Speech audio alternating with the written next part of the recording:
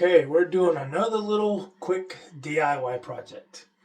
And this do-it-yourself project is we are hanging a towel bar. So it should be pretty simple.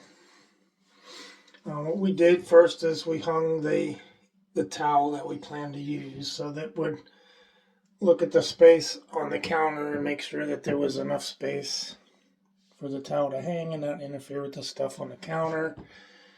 So we did that. So now I'll take the towel off for right now. And I've pre-marked the spot that I'm looking to drill. Now this is sheetrock. So with sheetrock you typically want to use wall anchors like so. Hopefully when we drill we don't hit wires, plumbing, or anything like that. So we want to keep the drill very shallow, just the thickness of the sheetrock, and not go in too deep because you could hit plumbing. There's plumbing for the shower behind this wall, and that would be a catastrophe to do that. So you just want a starter hole is all you want anyway. This is the template. So you're just looking to put a hole in each of those, the top one and the bottom thing there. So we're just going to do a pilot hole. What we can do here is I just use the end of the screw and I punched a little hole. And I need to punch a secondary hole. And we'll put it right in the middle of this bottom one is the secondary hole. And so then I made a little divot right there so we know where to pre-drill. Now I picked a bit because we could hit a stud. If we hit a stud, then we don't need the wall anchors. We can just use the screws. So I tried to pick a drill bit that's actually about the size of the screw in case we hit wood. But it's a little bigger so that we can use it to hollow it out and use the wall anchor. I'm thinking we'll be using the wall anchor, but let's see. So you don't want to go deeper than what the sheetrock is. Sheetrock is normally about yay deep. So that's all you need to do.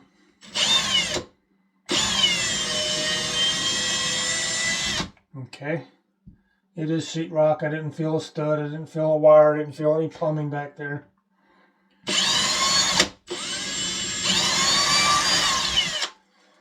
And I could feel that I went all the way through the sheetrock too. But no deeper. There's no need to go deeper. Don't risk it. So this is a pretty small hole. It needs to be a little bigger for these wall anchors. So I could go get a bigger bit. But let me see if I can just use this bit and just kind of hollow it out.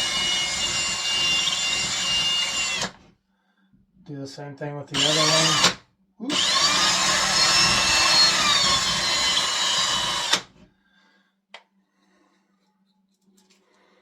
Okay. We'll see if it'll go in. I don't know if these holes are big enough.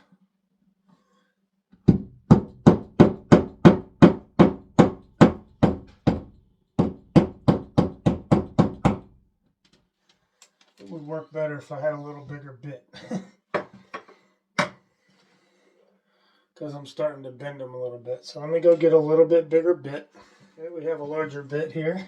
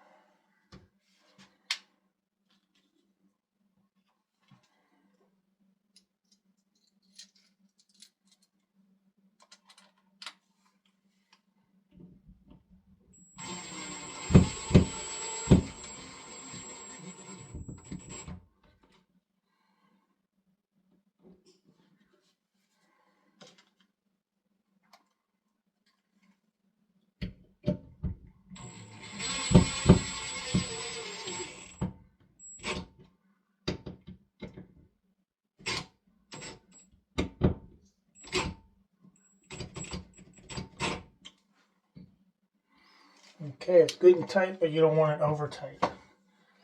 So you'll notice there's a little dimple here on this round template here. This is the base plate, and the dimple needs to be at the bottom because there's a set screw at the bottom, and that set screw needs to be lined up with this dimple. So now all you got to do is there's a little hook here. You just hang it, and that's it. And then it comes with this little Allen wrench. And you just reach up and underneath there and you tighten that little set screw.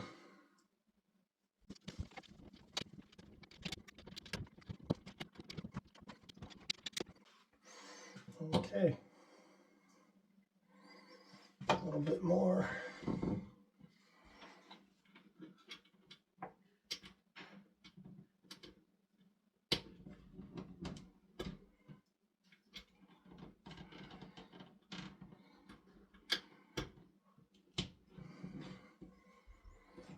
Okay, that's got it.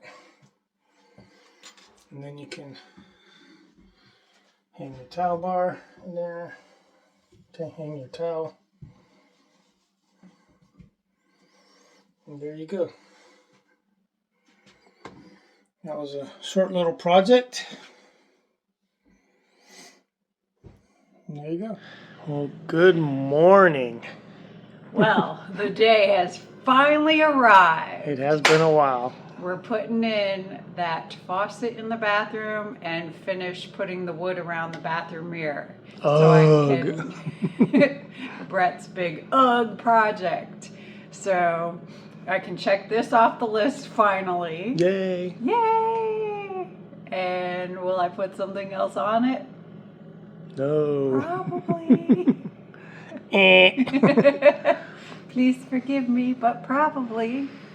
So I'm excited to get this done because we bought this at a yard sale well over 6 months ago for $5, the faucet.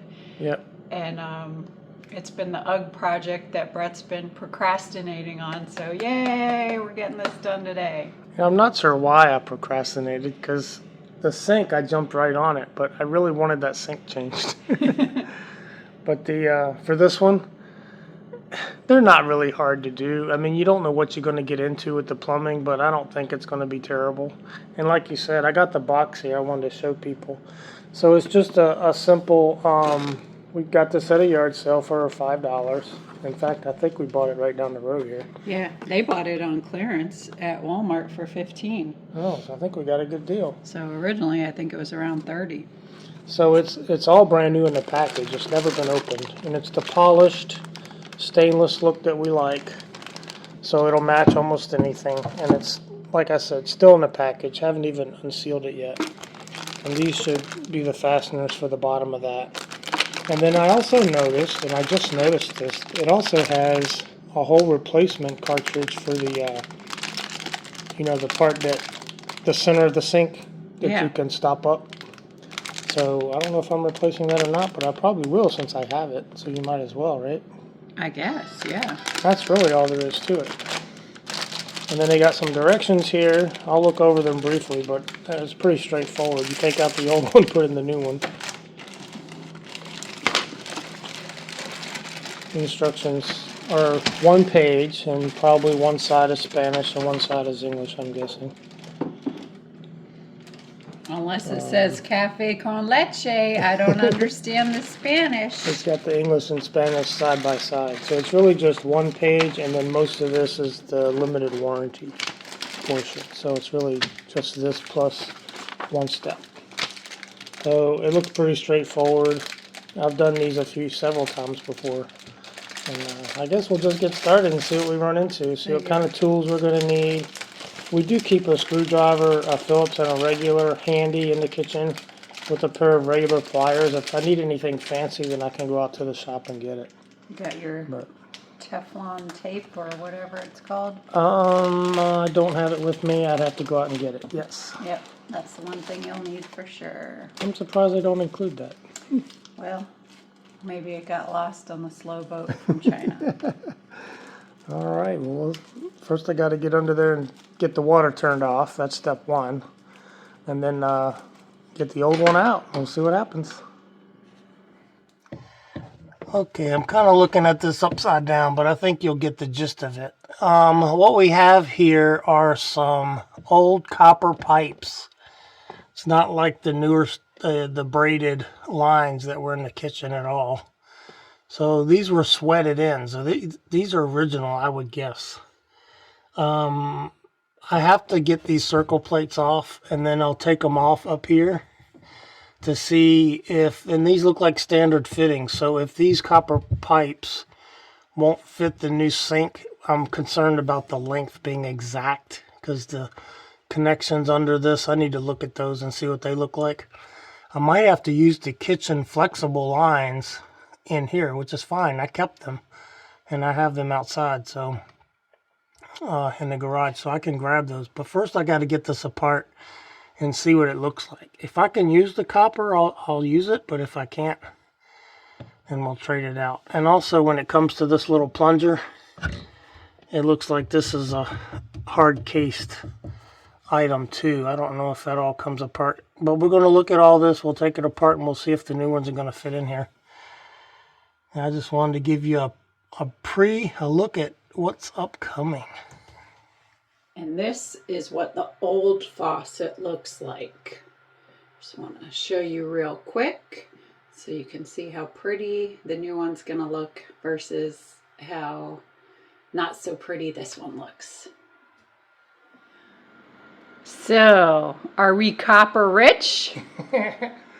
First off, apologize for my didn't shave. I wasn't expecting to get my face on the camera for this video, so I still got to do a haircut and a shave. So Yeah, diva husband. forgive my unsightly look. But I'm deep into this project now, so look at this. This is a dinosaur here. They don't use really copper wire, copper tubing that much anymore. So I was a little afraid when we took this apart that it was going to be something I didn't have. I was going to have to run into the store, which that's an hour and a half delay here to run to the store, there and back. So, but look, this is copper all the way to the. In fact, it's copper all the way to here. There are 2 screws in there, and you can take the whole thing out, but that doesn't help us. That's crazy. Yeah, this is all old school copper tubing. And it looks like it comes this way, and then they had to sweat it on, which is just a plumbing term for using the solder, and they're sweating it on. In other words, they're soldering this onto the tubings. So they don't do stuff like this anymore. It's kind of old school. It still works though. There's nothing wrong with it. So you do run into that.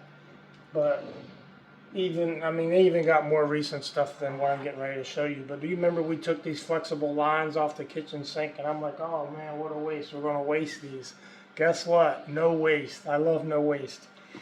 I was concerned that these fittings wouldn't fit the new sinks, because look how big they are compared to that tubing.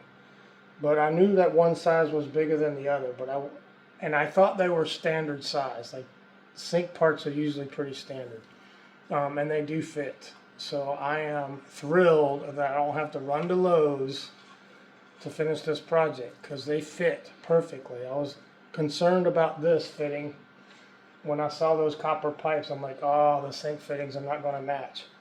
But fortunately, we have these, and we're going to repurpose them. I love to repurpose stuff because I hate wasting stuff. And then, of course, the smaller end goes on the fittings, and those are standard. So, yay, big score that we're able to get this done. And now we're going to set the new faucet in place and then run the tubes down. It should be pretty straightforward process the rest of the way. So, yay. And you're going to put some tape on there. Yeah, there'll be thread tape on here. Okay. But with compression fittings, you typically don't need tape. These are compression fittings. Okay. Which means one is smaller and fits inside the other. So you typically, putting tape around these doesn't really do anything, because it shouldn't be leaking at the compression portion of the fitting anyway. Gotcha. So you don't need tape on these. But good to know. in fact, both ends are compression fittings, so you shouldn't need tape. They should just screw right on. You tighten them up firmly, but don't over tighten. And you got to be careful of. I'm trying to think how to demonstrate it. when you're putting these onto the faucets that are coming out of the wall, they come out PVC, and then they transition to a kind of this style, this stainless style fitting, right? So when I was getting those old nuts off, and I was concerned about this too, that I was going to pry so much on them to get them off that it was going to snap the PVC in the wall, and then you'd have water spraying out, you'd have to shut the main off, you would have a problem. But I was able to hold it in place and then give a quick jerk to the wrench, and it was able to pop. It was like all my strength to do it, but you got to really make sure that you don't snap that PVC, because you're going to have big problems in.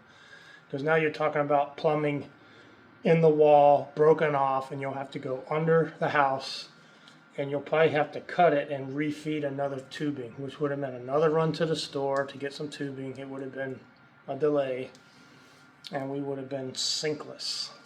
And you know, you don't want to be sinkless. All right. That's it. Okay, so here we've removed the old faucet, and Therese has already cleaned up the surface, and it's pretty smooth. There is some discoloring here, but that's no big deal. This is going to cover it anyway. So this will just go right down in the holes. Ooh, almost doesn't fit. Not funny, but I laughed anyway.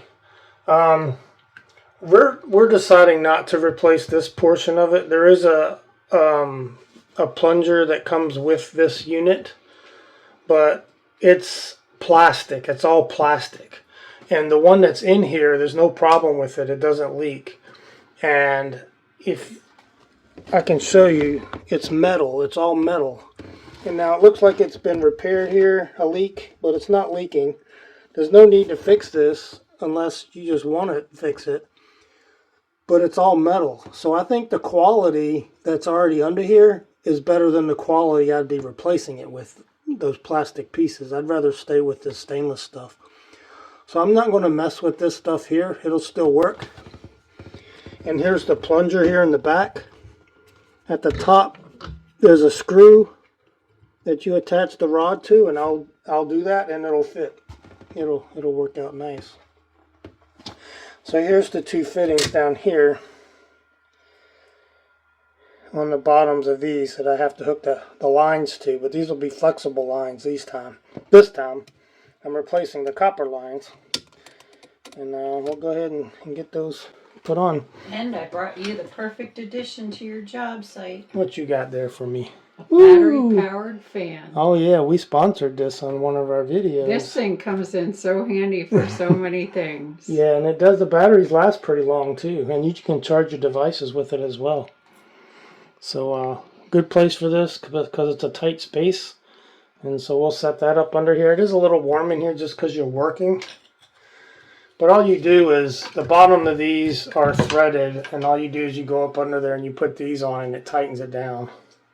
That's all there is to it. So I'll get that done.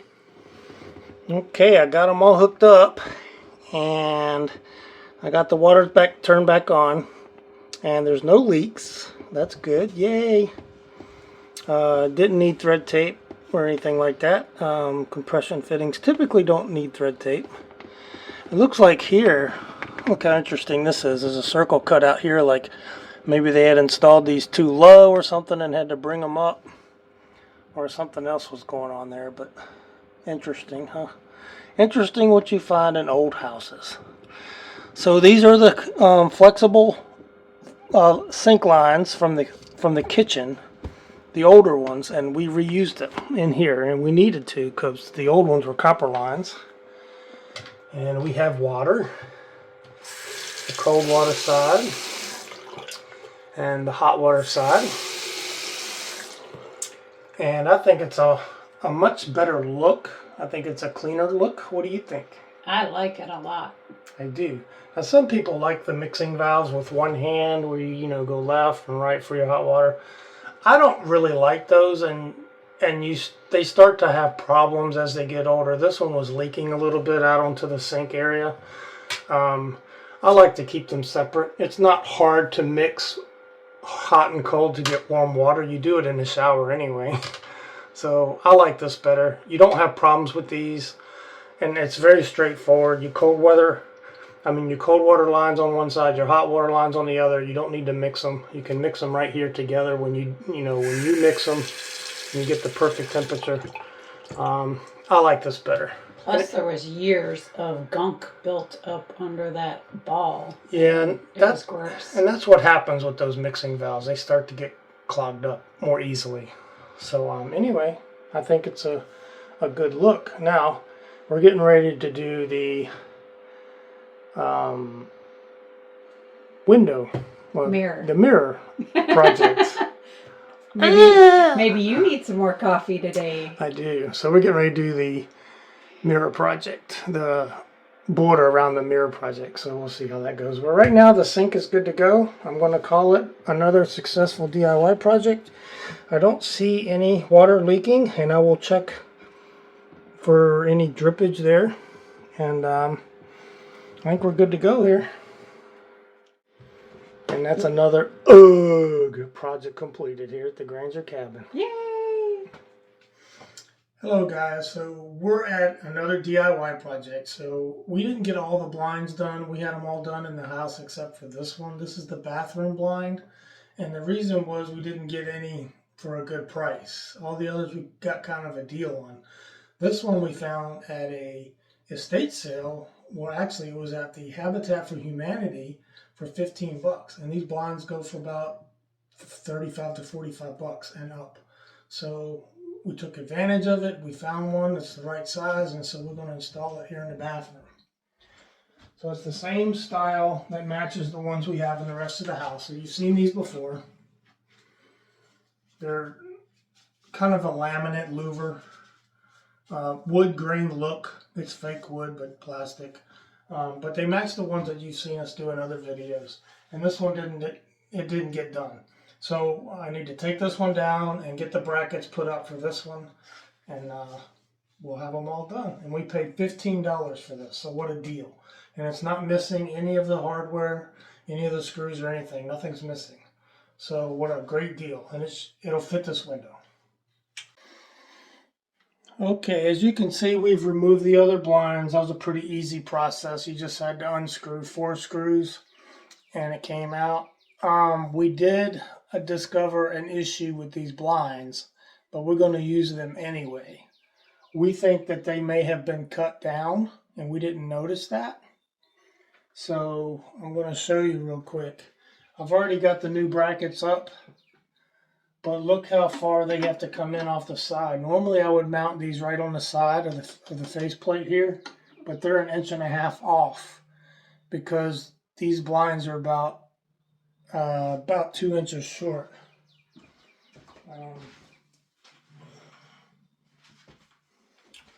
So these blinds apparently have been cut, because look at how much space you have on both sides. You have about 1.5 inches on both sides. I thought it was going to be a showstopper. I had Therese come in and look at them and go, oh, look what happened. I think these blinds have been cut, because they will cut them at the store. And I don't know how Habitat for Humanity ended up with these blinds. They were probably donated. I had to mount them to the top instead of the side, which was actually an easier mount. It's just 2 screws on each side. And normally with these, I would have to put spacers in. So I've already got it in there. I'll go ahead and lock it. So that's what it's kind of going to look like. Now, it'll be fine. They don't come as close to the sides as I would have liked, but there is a good side to it. It does allow some light to come around the blinds, but it gives you the privacy you need.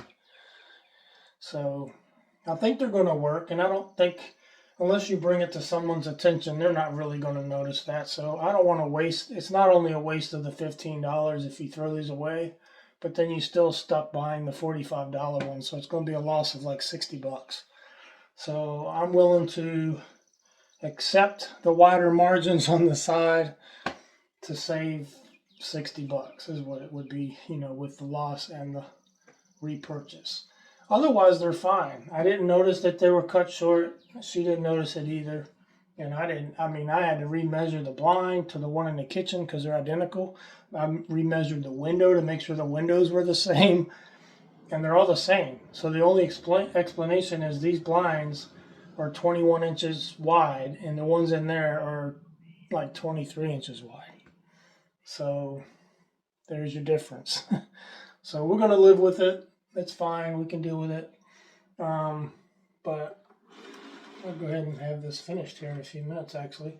Usually what takes so long is mounting these to the side because I had to build a shim. But I don't have to shim these because I mounted them right to the, right to the top. So, yeah. So these are easier to do, actually.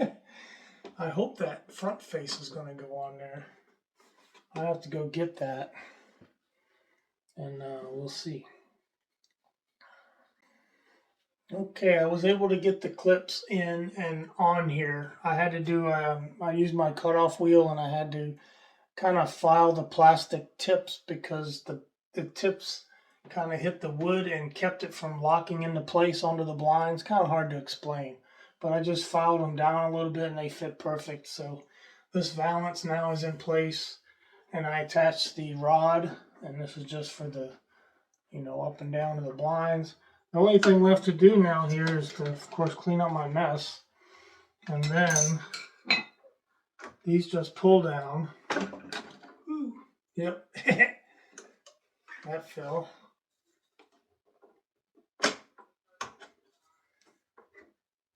There. Yeah, it wants to fall down. I might have to take this out and put them on and then put it back in there. So I'll do that in just a second. These are the little tips I had to file down. But I might have to file it some more. I'm just trying not to break them because once you break one of those clips, then you have to just leave it without one. So then all you do is you just pull this down, all the way down. I'm going to leave it right here so I can use the light and the air. But as I did before, I'll have to take out like more than half of these remaining slats in order for it to sit on the sill better. So that's something that we've done in a previous video and showed you how to do that. You have to take these end caps off, pull these buttons out, pull the strings down, and then pull the slats out, cut the strings, re-enter the strings into this, put the plugs back in, put the end cap back on. So they're not hard to do, they're just a little time consuming. But that's something you can do whenever, and that's the finished project. So right now what I'm going to do is just open this up and put the plastic valance on and then put it back in place. Okay, there we go, got it back on. So now it should stay in place. The only thing to do now is to take the slats out, and there we go. And if you close them, at least you got your privacy, and a little bit of light can come around the side. I guess that's one benefit, because this is a dark room. We always have a problem lighting this room. But it looks better than the old blinds, at least. All right, that'll conclude this DIY project. Thanks for joining us, Madame Mayor's Adventures. We got more to follow. Stay tuned.